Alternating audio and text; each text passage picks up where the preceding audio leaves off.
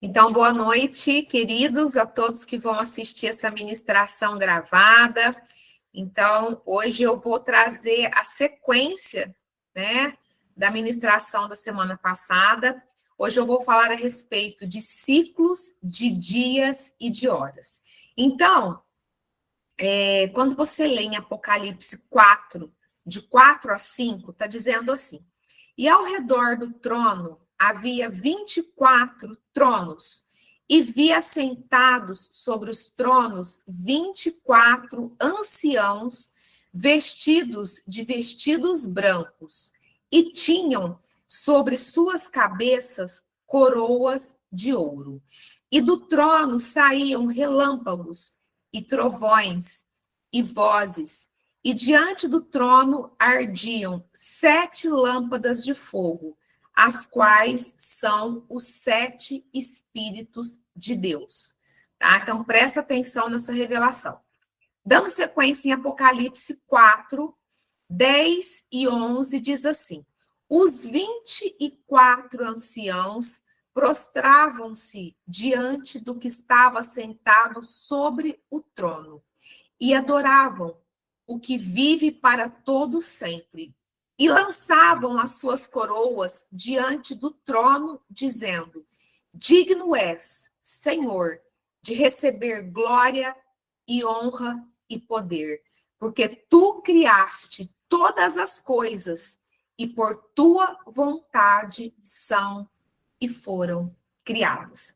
Eu quero te dizer que toda a Bíblia, de Gênesis até Apocalipse, o Espírito que está por trás da letra, que é o Espírito do Senhor, ele nos traz uma revelação profética de tudo. Tudo, né, o que diz respeito à palavra de Deus, existe uma revelação profética. Na palavra de Deus existem tesouros escondidos, ok? Então, qual que é a representação dos 24 anciãos?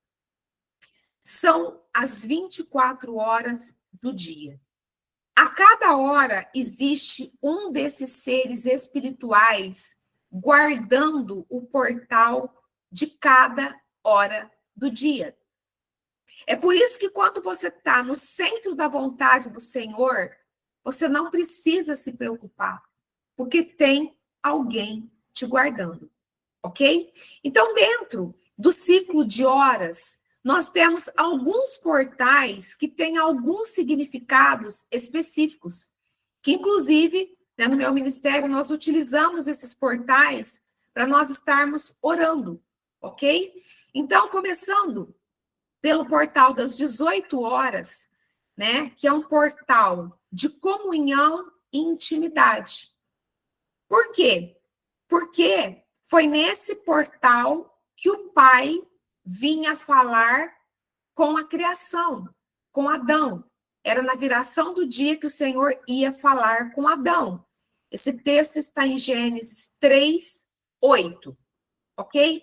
Depois nós temos um portal de 21 horas, que é um portal intermediário entre o tempo de comunhão, que é às 18 horas, até o tempo de uma visitação poderosa do Senhor, que é a meia-noite. Então, às 21 horas é um tempo de planejamento e um tempo de adoração. Por quê? Porque às 18 horas nós temos um tempo de intimidade e à meia-noite nós teremos um tempo da visitação poderosa, soberana do Senhor. Então, nesse meio tempo, você pode estar orando, adorando, planejando, ok? E aí, quando você chega à meia-noite, você vai ter um portal onde o Senhor nos visita e envia anjos ao nosso favor. Quando você lê o texto de Atos 16, 25 a 26, você vai ler a história, né, que o anjo do Senhor visitou Paulo e Silas na prisão e os libertou daquele cárcere. E aí, quando você chega às 3 horas da manhã, você tem um portal poderoso de libertação, um portal de milagre, um portal do sobrenatural. que enquanto muitos dormem, tem aqueles que estão nessa vigília, então, guerreando e vão receber o milagre sobrenatural. Em Mateus 14, 25, diz assim: já de madrugada, entre as 3 e as 6 horas, Jesus foi até lá, andando em cima da água. Então, o próprio Jesus, ele viveu, né, algo muito sobrenatural nesse portal. Né, não fala exatamente, né, a palavra de Deus fala entre as 3 e as 6. Então, é um portal de milagre, um portal do sobrenatural. Quando a gente entra no portal das 6 horas da manhã, você já tem um tempo de romper. Por quê? Porque foi a hora da ressurreição de Cristo. Né? Em Marcos 16, de 2 a 6, vai relatar isso. Foi o momento que Jesus ressuscitou. Quando você chega às 9 horas da manhã, foi o horário que iniciou a crucificação de Jesus, ou seja, o propósito pelo qual Jesus veio à Terra, ok? Então, é um momento que você pode apresentar todos os propósitos que você sabe que o Senhor tem para você. Esse é o horário das 9 horas. Quando chega ao meio-dia, é um outro portal de milagres. Né? Não é coincidência que meio-dia é 12 horas na frente da meia-noite. Ok? Então, ao meio-dia é um portal de milagres. Então, nós temos vários eventos que aconteceu esse horário. Né? Nós temos o evento que quando Josué orou, o sol parou. E está no texto de Josué 10, 13. Nós temos também aquele outro fato, né, quando Elias ele desafiou os profetas de Baal e venceu. Né, esse texto está em 1 Reis 18, de 26 a 29. E também é hora de lutar contra a seta que voa de dia, ou ao meio-dia, em algumas versões, que você vai ler em Salmos 91, 5, ok? E às 15 horas foi o horário que Jesus morreu na cruz para nos trazer vida e vida com abundância. É um portal onde o véu se rasgou de alto a baixo e abriu-se então um portal para a eternidade. Né? Se você ler Mateus 27, de 46 a 54, você vai testificar isso que eu estou te dizendo. E também é um portal de sacrificar e entregar a sua vontade, porque isso não é fácil. Você sacrificar e entregar as suas próprias vontades para fazer a vontade do Senhor não é algo fácil, né? Então, a cada 24 horas, nós iniciamos um novo dia, certo? Então, o ciclo de dias, ele foi estabelecido por Deus no livro de Gênesis, no livro de Gênesis, capítulo 1, versículos do 14 ao 19, que eu quero ler para você, que diz assim: E disse Deus: haja luminares na expansão dos céus, para haver separação entre o dia e a noite. E sejam eles para sinais e para tempos determinados e para dias e anos. E sejam para luminares na expansão dos céus, para iluminar a terra. E assim foi. E fez Deus os 2 grandes luminares. O luminar maior para governar o dia e o luminar menor para governar a noite. O Senhor está falando aqui do sol e da lua. E fez as estrelas.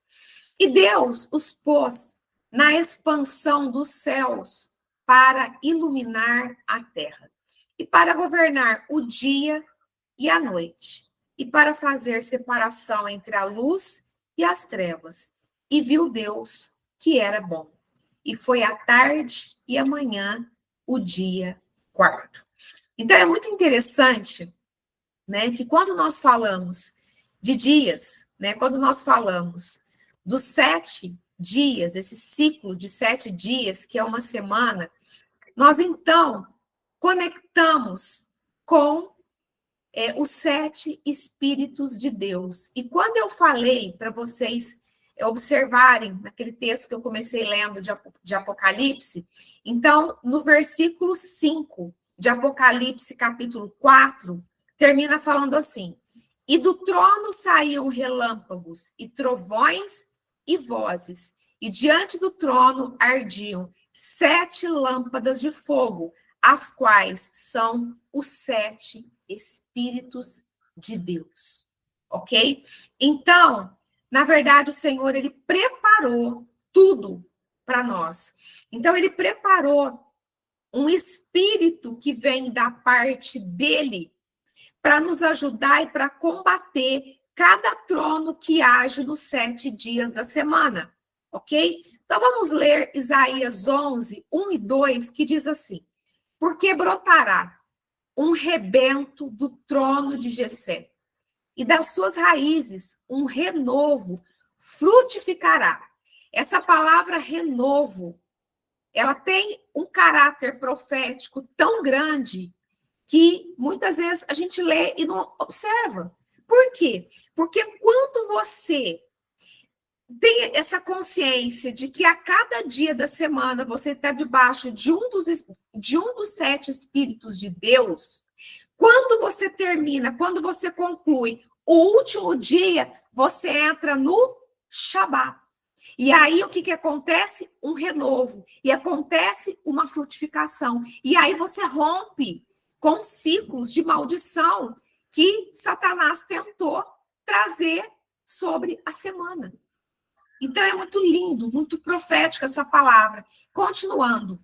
E repousará sobre ele o Espírito do Senhor, o Espírito de sabedoria e de inteligência, o Espírito de conselho, de fortaleza, o Espírito de conhecimento e de temor do Senhor.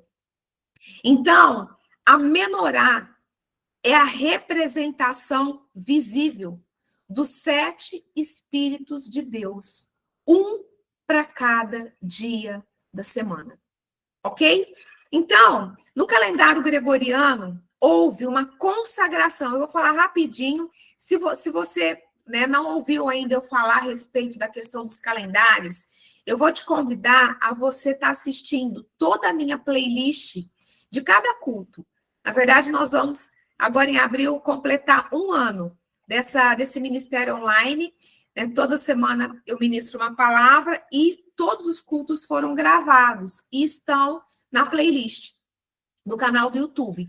Então, você pode dar uma maratonada e eu vou explicar certinho como iniciou, eu explico, tem algumas ministrações que eu explico exatamente para você ter uma compreensão melhor, ok?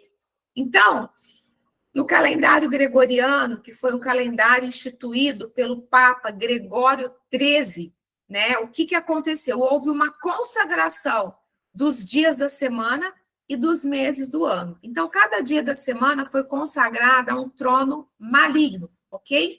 Então, a única forma para nós combatermos isso é ter esse nível de revelação, ok? Porque isso te protege dessa guerra maligna. E aí eu faço uma conexão com o salmo que eu abri esse culto, que é o Salmo 23, ok? Quando o Senhor fala, especialmente, que ele prepara uma mesa na presença dos nossos inimigos. Por que na presença dos nossos inimigos? Porque eles estão presentes nos ciclos que nós precisamos.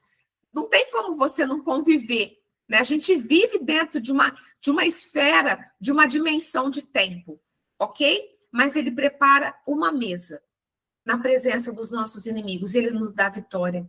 Ele nos traz a bênção abundante. É por isso que nós precisamos conhecer e nos mover dentro desses princípios, porque é isso que vai nos trazer a cura e a libertação completa, ok?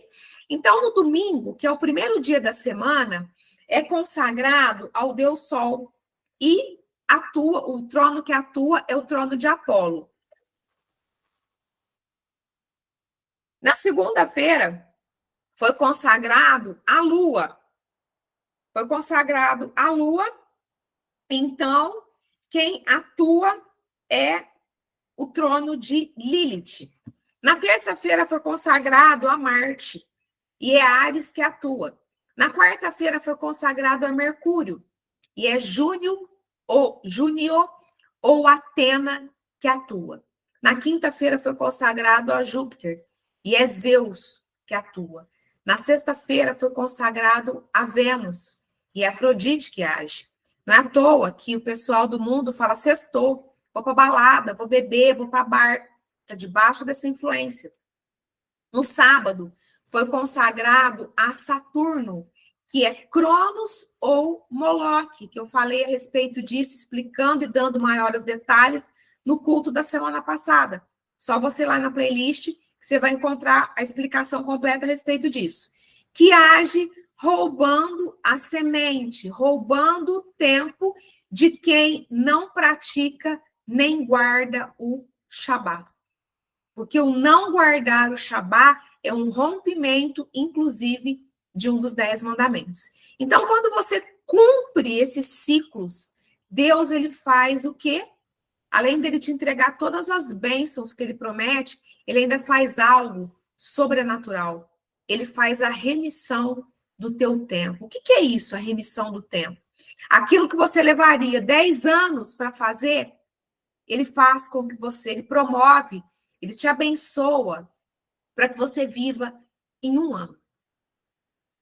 Aquilo que você viveria em um ano, ele pode fazer com que você viva em uma semana. E eu vou te provar isso na palavra, ok? A única coisa que você tem que se atentar para não cometer o pecado de Lashon Hará.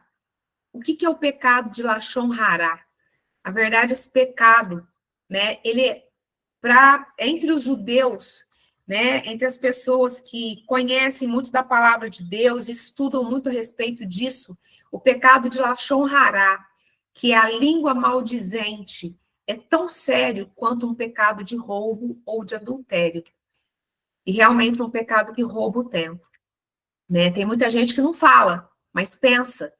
E para Deus é a mesma coisa, ok? Então, pessoas que cometem esse pecado, ao invés de receber a remissão do tempo, vai atrasar as bênçãos para a sua vida. Então, eu vou ler, né, um texto que, inclusive, eu li semana passada, quando eu falei a respeito também da remissão do tempo, que é um texto que está em Josué. Deixa eu ver se eu acho aqui. Esse texto que está em Josué. Achei. É um texto que está em Josué 14, 10 e 11, que diz assim: E Caleb continuou: Agora veja, faz 45 anos que o Senhor Deus disse essas coisas a Moisés. Isso foi no tempo em que o povo de Israel atravessava o deserto.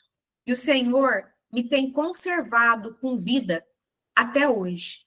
Olhe para mim, estou com 85 anos e me sinto tão forte hoje como no dia em que Moisés me mandou espionar a terra.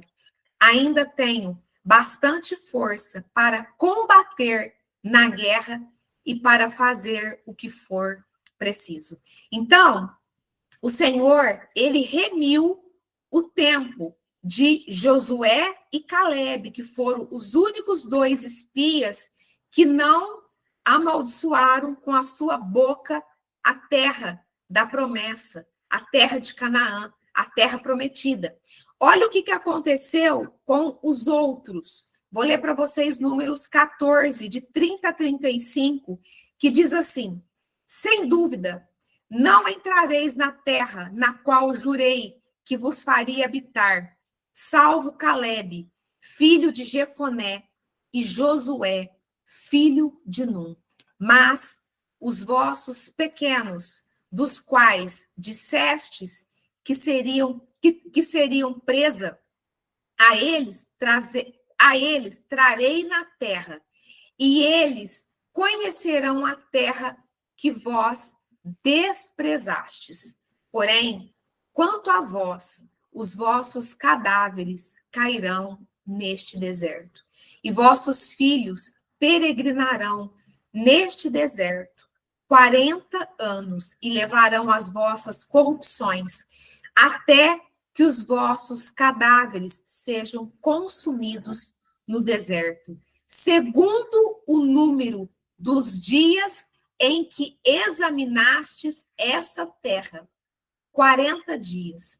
Cada dia correspondendo a um ano, levareis as vossas iniquidades durante 40 anos e conhecereis o meu rompimento da promessa. Eu, o Senhor, falei, e certamente farei isso a toda essa má congregação que se levantou contra mim nesse deserto. Serão consumidos e nele falecerão. Então, aqueles que abençoaram a terra, aqueles que foram boca de Deus, falando a terra é boa, a terra mana leite e mel, tudo que tem aqui, tudo que tem lá, na verdade nós vamos devorar, nós vamos vencer, porque nós sabemos que nós temos o Senhor. Esses dois, Josué e Calebe, o que aconteceu? Eles tiveram, quando eles chegaram na terra prometida, eles não somente avistaram, mas eles entraram na terra prometida. E ainda, o Senhor remiu o tempo deles, para que eles pudessem usufruir da bênção. Agora, aqueles outros que, de uma forma ou de outra, eles profanaram a terra, porque, na verdade, o Senhor falou que eles teriam algo abundante, algo que estava sendo preparado pelo Senhor para eles, para a descendência deles. Aqueles que falaram tudo ao contrário, né? Ou seja, que se sentiram como gafanhotos, enfim, se colocaram naquela posição. Então, o juízo de Deus foi para cada dia 1 ano. Então, o Senhor o sustentou. O Senhor o sustentou. Só que eles não chegaram, aquela geração não chegou com vida. Foram morrendo da forma que o Senhor falou. Então, aqui nós temos, né, uma visão paralela. O que é uma visão paralela? É algo que caminha lado a lado, né? De um lado, você tem aquela pessoa que realmente vai receber tudo isso e vai falar, não, é isso que eu quero, é isso que eu vou fazer. E essa pessoa, ela vai receber, porque Deus não é homem para mentir, nem filho do homem para se arrepender. O Senhor é fiel para fazer infinitamente mais que tudo aquilo que Ele promete. O Senhor é um Deus de surpresa. O Senhor é um Deus de surpresa. Acontece que nós nunca sabemos o dia do de repente de Deus. Nós nunca sabemos o dia que Ele vai falar, é hoje. É por isso que nós temos que estarmos posicionados todos os dias das nossas vidas. Então, vai ter aquele grupo, né, que fala, que fica em cima do muro. E vai ter aquele grupo que decide, independente das circunstâncias, crer e caminhar na visão de Deus. Esse realmente vai viver fora, né, da curva da média, né? Fora da curva da média, né? Então, é isso que eu quero dizer para vocês. Nós estamos vivendo um tempo muito peculiar. Nós estamos vivendo um tempo, né, muito delicado, onde as trevas têm escancarado. As trevas têm literalmente estado assim. Só não vê quem não quer. Até que a pessoa que não tem a revelação do Senhor, como nós temos, né, percebe que existe algo diferente, né? Então, é por isso que nós precisamos nos posicionar.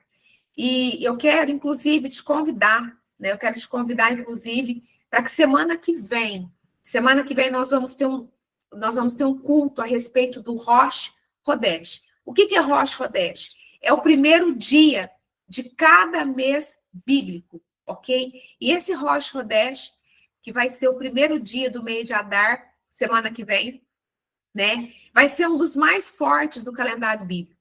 Todos são importantes, mas tem alguns que são mais proféticos. E esse é um deles. O mês de Adar carrega uma unção da festa de Purim. Foi na festa de Purim que Deus mudou o decreto de toda uma nação. Então é tempo de Deus mudar os decretos de derrota e de morte na tua vida e selar um novo decreto de vida e de bênção.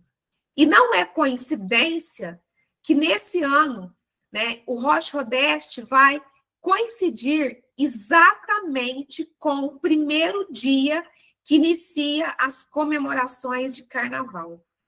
Então, não perca de forma nenhuma o culto da semana que vem, porque na verdade vai ser algo muito profético. E se você quiser se proteger, se você quiser se proteger dessas influências malignas, porque o carnaval, né, é a festa pagã onde existe a invocação de milhões e milhões de legiões de demônios. Então, você precisa se proteger não só por você, mas também pelos da tua casa, porque eu imagino, né, que você não tenha toda a família completamente convertida e com essa visão, ok?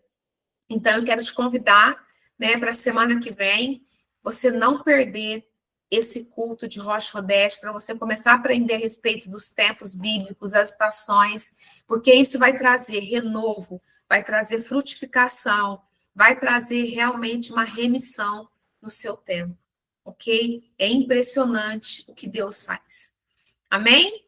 Então, agora, nós vamos ceiar, inclusive eu vou gravar nós ceando, porque, né, se tiver alguém que não puder estar assistindo ao vivo, depois tem condições de ceiar em casa também.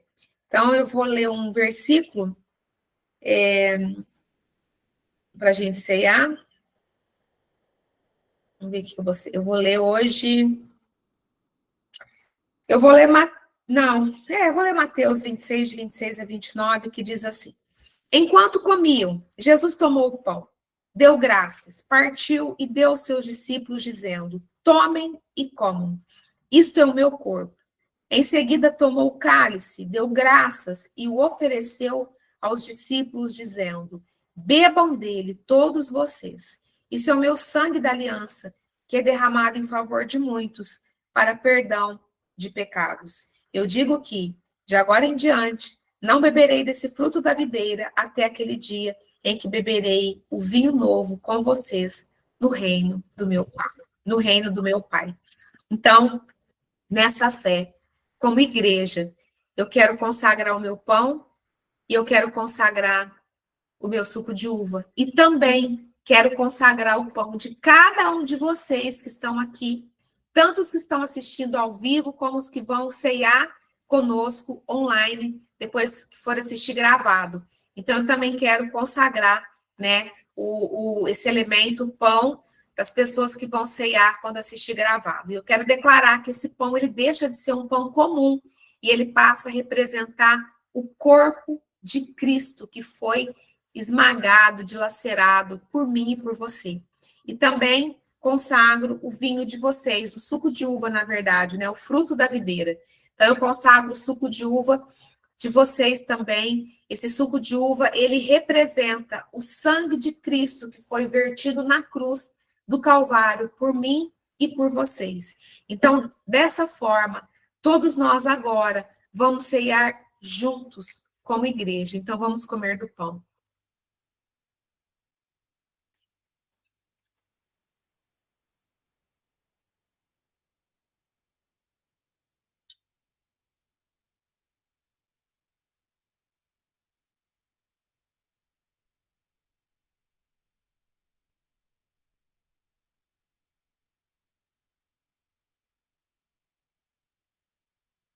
E nessa mesma fé, nessa mesma convicção, nesse mesmo espírito, nós vamos tomar do suco de uva.